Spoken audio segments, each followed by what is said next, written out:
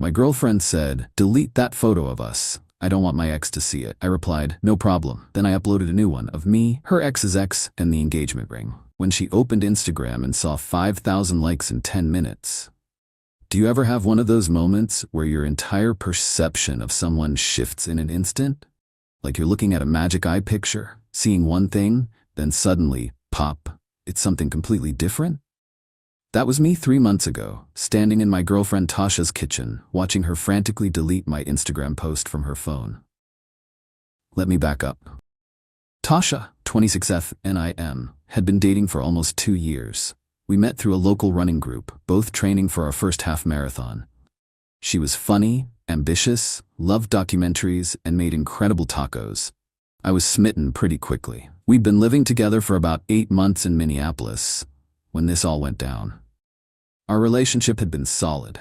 Sure, we had the occasional disagreement about household chores or which Netflix show to binge, but nothing major. The only real point of friction was her ex, Kevin.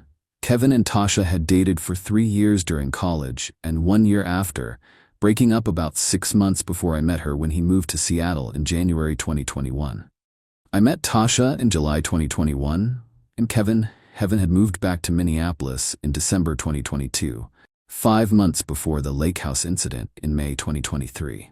College sweethearts who stayed together post-graduation until Kevin took a job in Seattle, and they decided long distance wasn't for them. At least, that was the official story. In reality, from what I'd gathered from mutual friends and Tasha's occasional wine-induced confessions, Kevin had been pretty controlling, isolating her from friends and family. Classic emotional manipulation stuff. The Seattle job offer had given her the perfect excuse to end things. All this would be ancient history, except that Kevin had moved back to Minneapolis about 6 months into our relationship. Since then, I'd noticed a pattern. Whenever we were at events where Kevin might be present, Tasha would act differently, checking her appearance more, laughing a little too loudly at my jokes, being extra affectionate. At first, I thought she was just trying to show him she'd moved on. Fine, understandable. But then came the social media scrubbing. Photos of us that she'd enthusiastically posted would mysteriously disappear from her Instagram after Kevin started following her again. Our relationship status on Facebook? Hidden. When I asked her about it, she'd say things like, "I'm just trying to be more private online," or "I don't want him stalking my profile and getting upset." I tried to be understanding. After all, emotional abuse leaves scars, and maybe she was still working through some trauma. But a nagging voice in the back of my head wondered if there was something more to it. Fast forward to Memorial Day weekend. We'd gone up to my parents' cabin on Lake Vermilion with some friends, including my college buddy Sam and his new girlfriend Emma. It was one of those perfect Minnesota May weekends. Sunny but not too hot, the lake still a bit cold but swimmable if you were brave. I snapped a photo of Tasha, Emma, and me on the dock, sun setting behind us, all of us laughing because Sam had just fallen in trying to show off his non-existent wakeboarding skills. It was a great shot, one of those candid moments you can't stage. I posted it on Instagram with the caption, "Lake life with the best people," at Tasha M, at Emma.kwalker, at Samthaman, who's currently drying off. We drove back to the city Sunday night. Monday morning, I woke up to Tasha frantically scrolling on her phone next to me in bed. "You need to delete that photo from yesterday," she said without looking up. "What? Why?" "It's a great pic," I replied, still half asleep. Kevin commented on it. I reached for my own phone. Sure enough, Kevin had left a comment. "Looks amazing. That cabin is straight out of a magazine. Hope you all had fun." Innocent enough, but I could tell from Tasha's expression that she was freaking out. "So what? It's just a comment," I said. "Please, Josh, I don't want him seeing us together like that. It's complicated." Her voice had that tight quality it got whenever Kevin came up. "Why does it matter what he sees? You guys broke up years ago." She sighed dramatically. "You don't understand what he's like. He'll analyze everything, who I'm with, what I'm wearing, where we are, then he'll find some way to use it against me. Please just delete it." Something in me snapped. Not in an angry way, but in that moment, the magic eyes shifted. I wasn't looking at someone who was afraid of an ex's reaction. I was looking at someone who still cared deeply about what that ex thought of her. No problem, I said casually. I'll delete it. She visibly relaxed. Thank you, I'm gonna take a shower. As the bathroom door closed, I sat on the edge of the bed, suddenly seeing our entire relationship in a new light. The strategic social media management, the performative affection when he might be around, the way she'd bring him up randomly, just to mention how much better I was, which I'd thought was reassuring, but now seemed like she was keeping him in the conversation. On impulse, I texted Emma, who I'd gotten to know over the weekend. Like many of us, we'd exchanged numbers for coordinating activities at the cabin. Sam and Emma had seemed more like friends than a couple, with none of the typical new relationship PDA, which made sense given what I'd later learn. Random question. Kevin Mercer from Seattle, tech guy with a Viking tattoo on his forearm. Ever dated him? Her reply came quickly. Don't tell me you know Kevin the creep. Worst 3 months of my life. Why? I called her immediately. Long story short, Emma had dated Kevin briefly in Seattle, right after he moved there. They'd met on a hiking meetup, dated for about 3 months, then she'd broken it off because of his possessive, jealous behavior.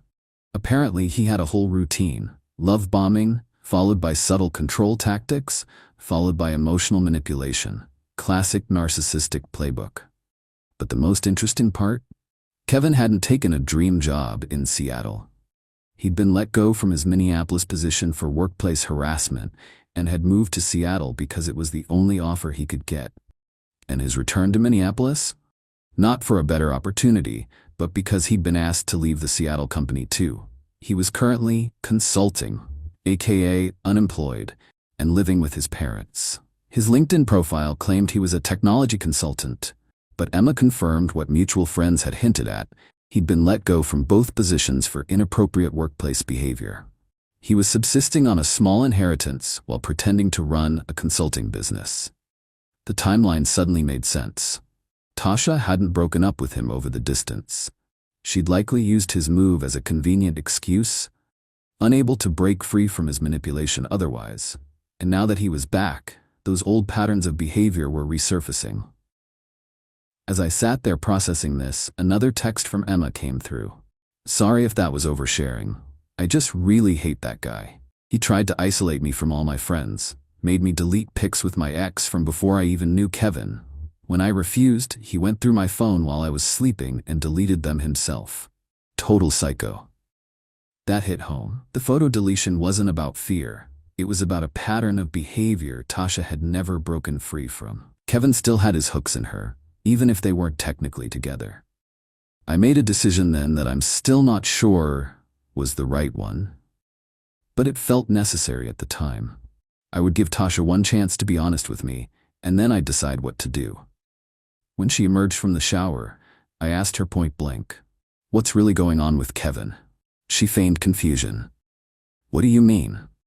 "I mean, why do you really care if he sees photos of us together? And don't say it's because you're afraid of him, because your actions don't match that."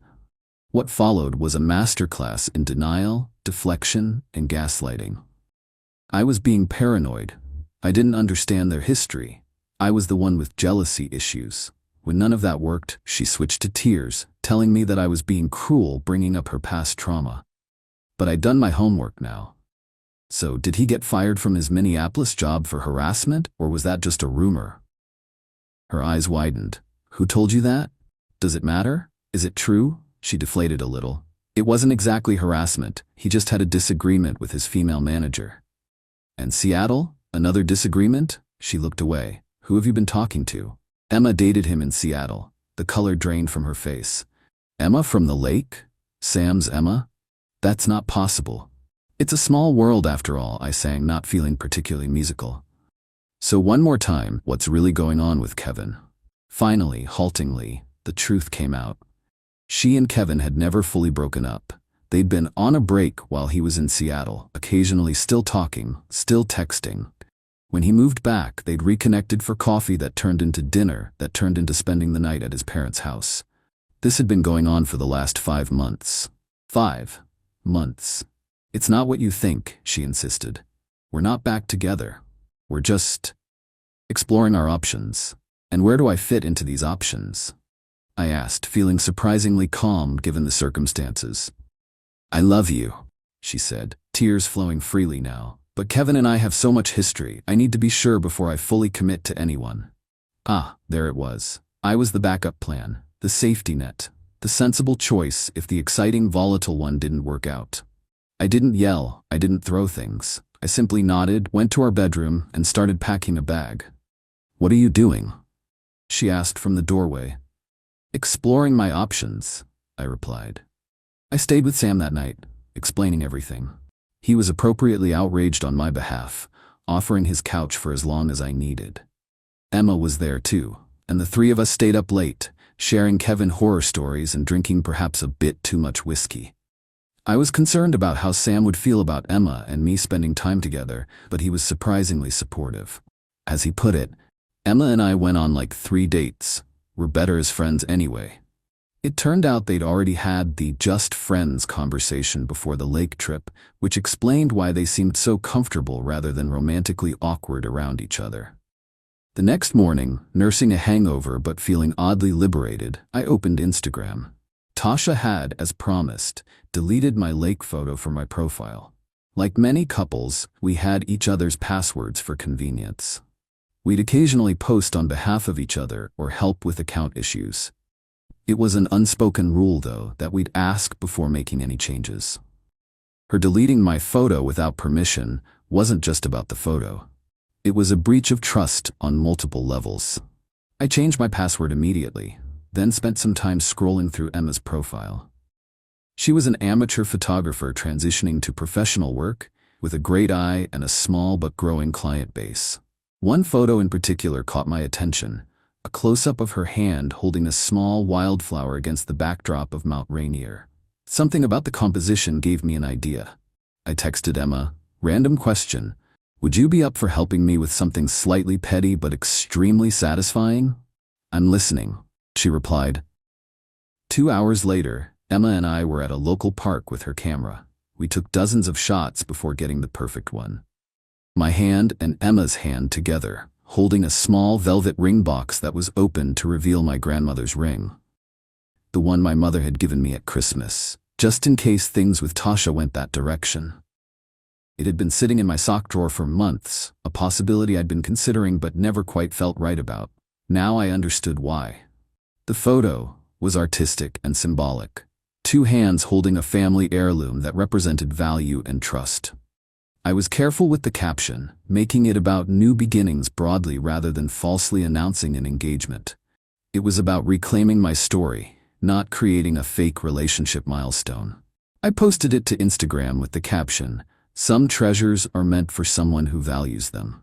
Thanks for the perspective, @Emma.kwalker. New beginnings, clean slate, no more backups." I didn't tag Tasha. I didn't need to. The post gained traction quickly within our social circle, reaching about 300 likes in the first hour. Then Sam's sister, who has a popular fitness account with 50K followers, shared it to her story with a cryptic, "Tea is hot today" caption. By evening, it had reached about 2,000 likes and countless comments. Not exactly viral by influencer standards, but definitely the most attention any of my posts had ever received. By the next day, through various shares and the algorithm picking it up, the post hit 5,000 likes. Completely unexpected for someone who typically got maybe 50 to 100 likes on a post. My phone rang nonstop. First Tasha, then her friends, then even her sister, who, to be fair, had always thought I was too good for her. I let it all go to voicemail. This wasn't about creating drama. It was about reclaiming my narrative. The next day, I returned to our apartment when I knew Tasha would be at work. I packed my essentials, left my key on the kitchen counter, and wrote a simple note.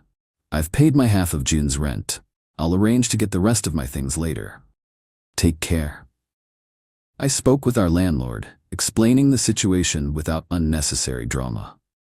Since both our names were on the lease, I arranged to continue paying my half through the end of the term, but formally requested to be removed from the renewal. I rented a small storage unit for my larger furniture and arranged to collect it when I found a permanent place. The aftermath was both predictable and surprising. Predictable in that Tasha oscillated between rage, remorse, and rationalization. Surprising in how quickly the dust settled.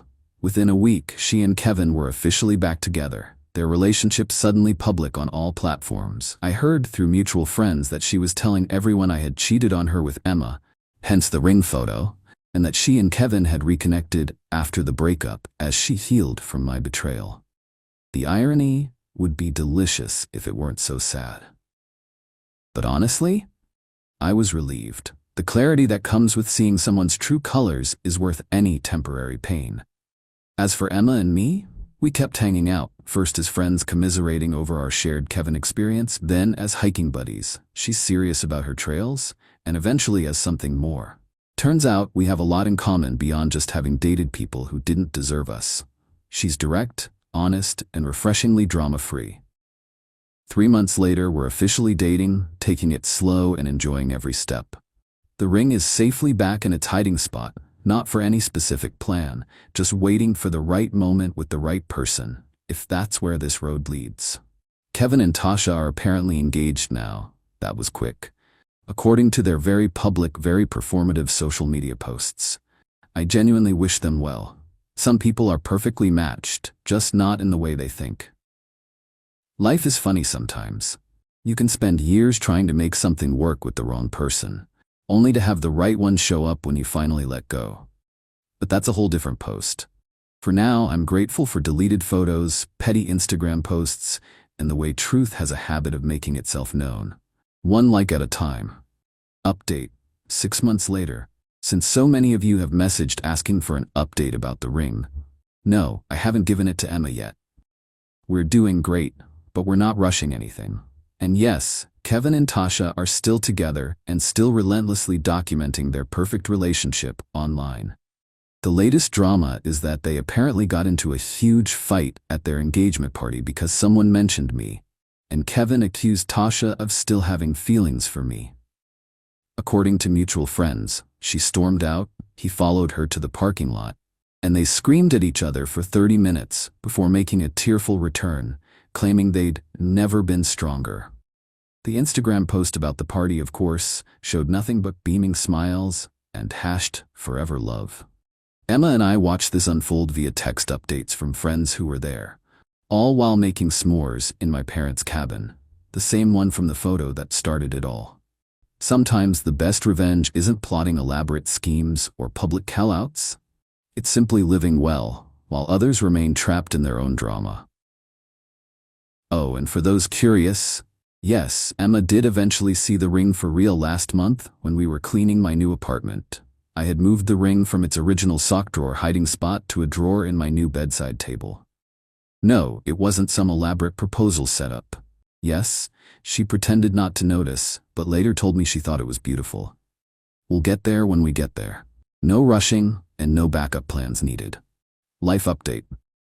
I moved into a new apartment, got promoted at work, and adopted a rescue dog named Rusty, who has destroyed exactly 1 pair of shoes, but otherwise is the perfect companion. Emma's photography business is taking off. She just booked her first wedding gig. Sometimes good things fall apart, so better things can fall together. Final thought. For anyone going through something similar, trust that gut feeling. If someone is making you feel like a backup option, you probably are. And you deserve to be someone's first choice.